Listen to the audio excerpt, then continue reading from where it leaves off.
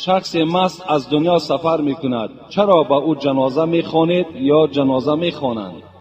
آدمهای مستی که از دنیا میگذرند چرا جنازه میخوانید یا میخوانند؟ در اصل ما چندین آدمهای مست جنازه خواندیم، چندین آدمهایی که از گیرین مرده بودند جنازه خواندیم،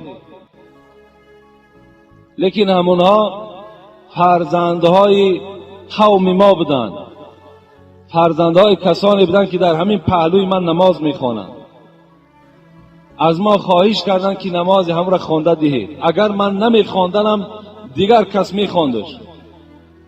امروز یک شرایطی شده است که یعنی اگر چی من ردم کنم بگم همین انسان ایمان ندارد، حالا که من 10 دلیل دارم که آدمی مست از دنیا میگذرد یا آدمی که از گیرایی کشیدن میگذرد یا در راه دزدی میگذرد، اینا نفرهایی هستند که اگر تمام مولوی های دنیا جنازش خوانند و ایمان ندارد.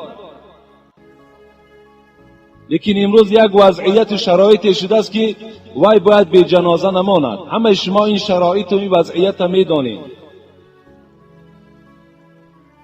لیکن یقین دارند که جنازه ما که خوانده می شود، لیکن وای هیچ یگان فایده از این جنازه ما برده نمیتواند.